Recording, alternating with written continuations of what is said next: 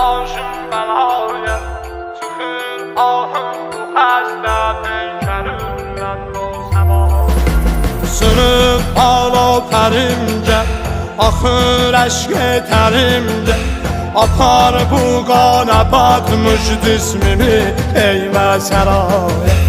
Gole bağı həsən çöllerde zülmiyle soluca, Əmu başım sınıbdı gözləri məqam doluca. Gole bağı həsən çöllerde zülmiyle soluca, Əmu başım sınıbdı gözləri məqam doluca. Axdıca qanım toprağa, tabut həvan məndən alıb Valeyha.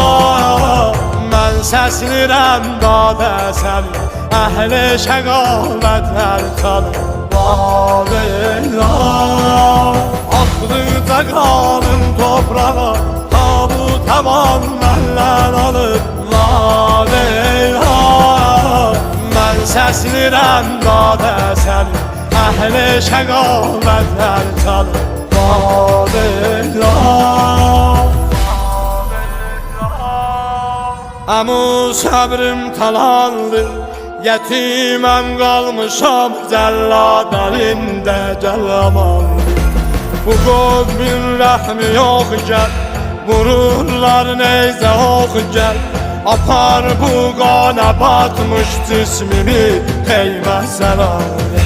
Çıxıb Şirazədən cismim gümanın yox dəvayı, mənim də nəşimi əkbər misali yığəvayı.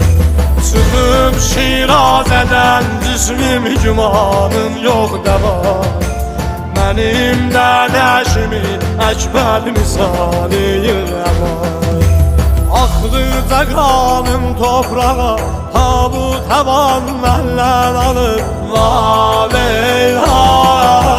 Mən səslirəm dadə səni, əhli şəqavətlər çalıb Valeyha.